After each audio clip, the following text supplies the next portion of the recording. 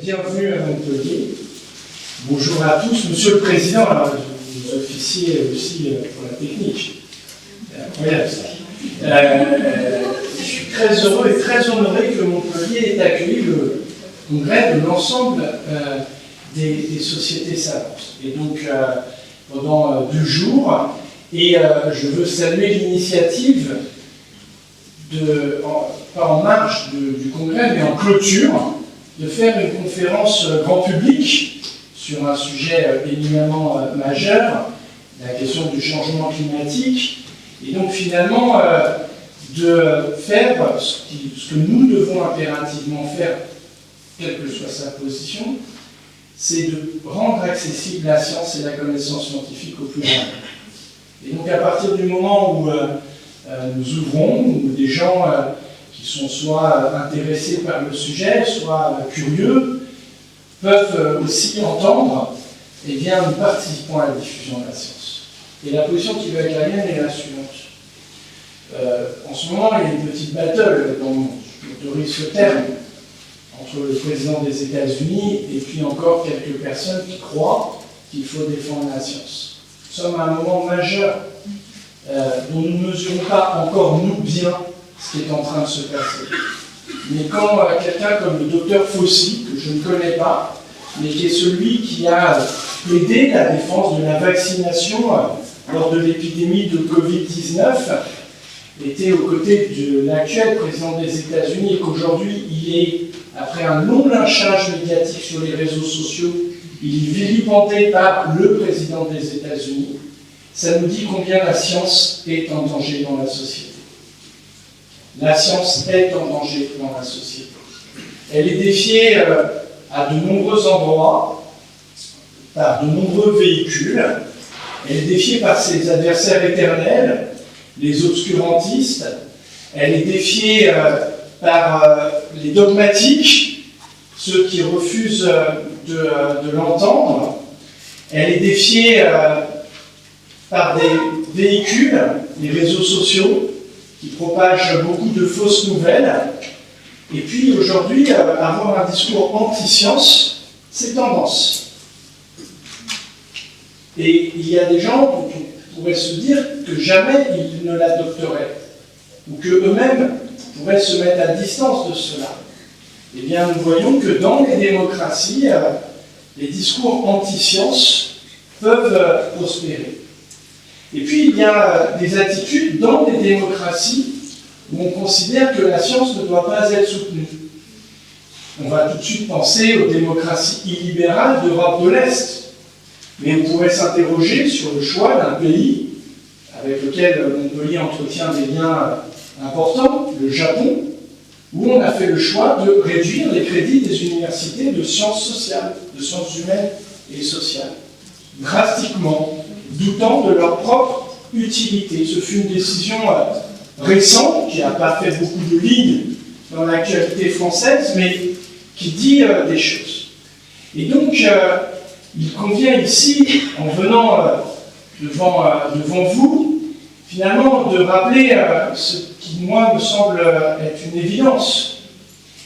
C'est qu'il faut continuer à défendre la raison, qu'il faut continuer à défendre la controverse scientifique telle qu'elle se déroule dans le monde académique, les thèses, les échanges, les colloques, qu'il faut des lieux pour ça, qu'il faut des moyens pour cela.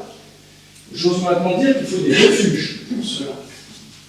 Et Montpellier se situe dans une de ces villes qui se pense comme un refuge. Elle a un devoir d'ailleurs, c'est de contribuer à l'accueil des chercheurs du monde entier, et veiller, quand parfois ils ont des problèmes de papier ou de visa, nous puissions aussi les défendre, parce que tout ne se fait pas par Zoom, je dis ça, parce que ça c'est une réalité que je ne croyais pas possible il y a 10 ans, qui aujourd'hui est là, comme les étudiants, pour qu'ils puissent étudier. Puis, il y a un parti pris qu'il faut avoir, qui est une illustration ce soir, c'est aussi de permettre à la science de s'adresser à la société. Et je le dis pour vous, Monsieur le Président, pour vous, Madame, mais nous, avec Régis Penalva, que certains connaissent, j'ai aperçu là, qui était avec moi, Régis. Bon, il est parti peut-être. Pardon. Non, mais voilà, il est là. Régis Penalva, nous partagions là un moment avant de venir vous saluer, et nous, on avait une forme d'émerveillement de constater que l'Agora des Savoirs, qui, salle Rabelais, s'ouvre au Montpellierin, où on invite des chercheurs et chercheuses venir présenter leurs travaux, leurs réflexions. Il y a du monde, et c'est la culture scientifique. Et ça, il nous faut aussi la défendre.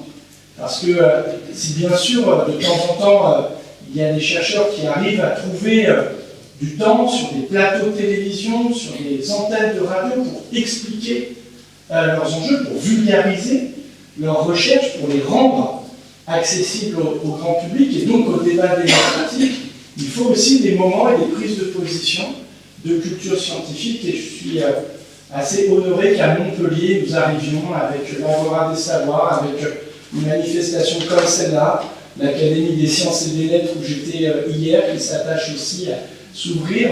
Beaucoup de chercheurs, cher Paula, puisque tu m'as remis un tract, je vais t'aider, qui est au CEF, Comment vivre en paix avec la biodiversité. C'est l'équipe du laboratoire au Centre d'écologie fonctionnelle de Montpellier qui s'empare de nos médiathèques et qui s'adresse au grand public. C'est un parti pris et c'est un choix, et il faut le défendre. Parce que c'est ça notre réponse à la montée de la défiance face à la science. La science, elle a ses discussions, mais il faut les respecter, mais il faut absolument que dans une vie démocratique, une vie d'honnête homme, pour reprendre le terme de la Renaissance, eh bien, on puisse donner à chaque citoyen, à chaque habitant, accès aux connaissances. Et je terminerai par un dernier point. Peut-être, donc vous avez compris, la position qui est la mienne est une position très pro-science, est une position très... La politique culturelle de nos territoires doivent soutenir la culture scientifique. Et puis, nous, décideurs publics, qui ne savons pas tout, loin de là, eh bien, nous devons aussi dialoguer avec la recherche dans la mise en œuvre de nos politiques publiques. Alors, il n'y a pas de manuel Yaka-Faucon, il faut les combattre. Le doute doit toujours nous allumer aussi, mais c'est pour ça que je suis assez heureux qu'à Montpellier, précisément, on puisse travailler avec le Centre d'écologie fonctionnelle, que les équipes de géographie des transports de l'université puissent nous accompagner, et tant d'autres, et finalement reprendre ce titre d'un ouvrage célèbre de Max Weber, faire dialoguer le savant et le politique. Je ne paraphrase que le titre, c'est contenu. Mais d'avoir ce dialogue pour que nous puissions prendre des décisions qui peuvent apparaître les meilleures possibles et finalement contribuer à une idée à laquelle moi je n'ai pas renoncé, je sais qu'elle est très décriée, c'est l'idée de progrès. L'idée de progrès, ce n'est pas que le progrès matériel. Le progrès matériel, il est discuté. Il y a des choses pour lesquelles il faut décroître, des choses pour lesquelles il faut croître. Il faut décroître les énergies fossiles, et puis d'autres choses pour lesquelles il faut croître. L'offre culturelle, par exemple. Mais par contre, l'idée de progrès, c'est l'idée de progrès humain.